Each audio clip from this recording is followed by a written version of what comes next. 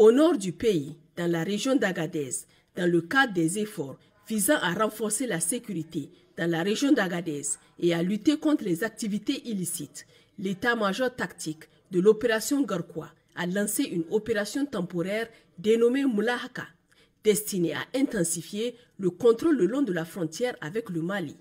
Cette initiative a rapidement porté ses fruits, notamment grâce à une reconnaissance offensive menée avec l'appui de moyens aériens. Le 9 décembre dernier, cette reconnaissance a permis le démantèlement d'un site clandestin d'orpaillage situé à la frontière entre le Mali et l'Algérie. Lors de cette intervention, 2 éléments hostiles ont ouvert le feu sur les forces engagées, mais ont été promptement neutralisés. L'opération a conduit à la saisie d'un important arsenal de guerre comprenant 4 Toyota pick-up, plusieurs types d'armes dont 2 mitrailleuses de 12,7 mm, 2 fusils mitrailleurs, 9 fusils d'assaut de type AK-45 et 2 fusils de chasse, 5 chargeurs AK, des moyens de communication dont 5 téléphones satellitaires de type Turaya, 2 appareils de communication Starlink et 7 radios Motorola. Plus de 5000 cartouches de tout calibre en vrac, sur bande et dans des cassettes. Cette opération a également permis de déstabiliser des réseaux criminels actifs dans la zone frontalière.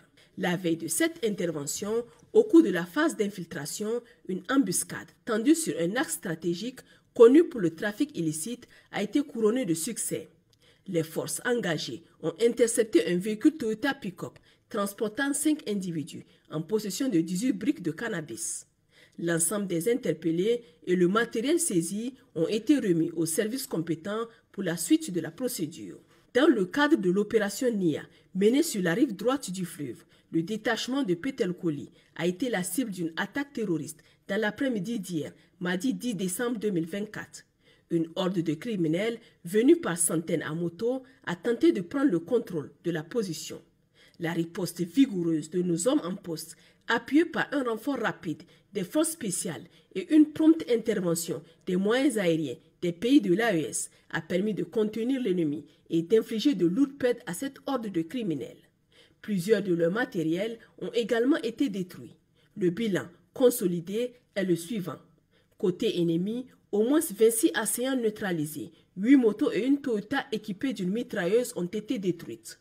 Côté ami, 10 militaires tombés sur le champ d'honneur, 7 autres blessés. Au nom de la patrie, les plus hautes autorités du pays adressent leurs sincères condoléances aux familles endeuillées et les assurent que le sacrifice de ces vaillants fils du pays ne sera jamais oublié. Elles souhaitent également un prompt rétablissement aux blessés. Par ailleurs, elles saluent avec admiration le courage et la détermination sans faille de l'ensemble des forces de défense et de sécurité, toujours prêtes à consentir le sacrifice ultime pour préserver l'honneur, l'intégrité et la souveraineté de notre cher Niger. Dans la poursuite de leur mission opérationnelle, les unités continuent de déployer des efforts immenses pour assainir la zone et garantir la sécurité des populations et de leurs biens. Les missions de sécurisation effectuées en début de semaine ont permis de démanteler d'importantes chaînes d'approvisionnement des groupes criminels. À Saï, la brigade fluviale des eaux et forêts, dans le cadre d'une mission de surveillance rigoureuse, a procédé à la saisie d'une pirogue chargée de divers matériels illicites, notamment 1064 cartons de produits pharmaceutiques, 350 litres d'essence, 8 sacs de charbon, 5 moteurs de pirogue, 2,5 tonnes de vivres, 30 litres d'huile moteur. Dans le même cadre, une autre unité de Makolondi en patrouille a immobilisé un véhicule Hias en direction de Famboul, en territoire burkinabé. L'engin transportait une grande quantité de moyens de subsistance et de matériaux destinés à la confection d'engins explosifs improvisés. Parallèlement, un terroriste notoire a été arrêté à Dargol. Commanditaire de plusieurs exactions contre les populations civiles, il opérait avec ses complices dans les zones de Banjo, Boubéné et Sefa Tondé. Plusieurs victimes l'avaient dénoncé et il était activement recherché par les services de renseignement. Lors de son arrestation, il était en possession d'une somme de 2 424 600 francs CFA, 5 barres de zinc, divers objets de fortune.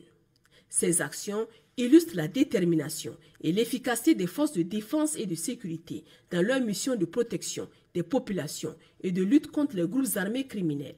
Chers concitoyens, les plus hautes autorités du pays tiennent à démentir fermement les fausses informations diffusées sur les réseaux sociaux.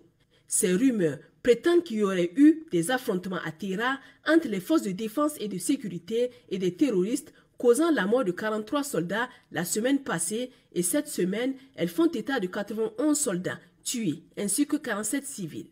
Ces affirmations sont totalement infondées et proviennent de canaux officieux propagés par des apatrides dans l'intention de nuire. Il est clair qu'il s'agit d'une campagne d'intoxication orchestrée par des adversaires du peuple nigérien visant à saper le moral de nos troupes et à semer la division entre les populations et nos vaillantes FDS. Cependant, ces manœuvres malveillantes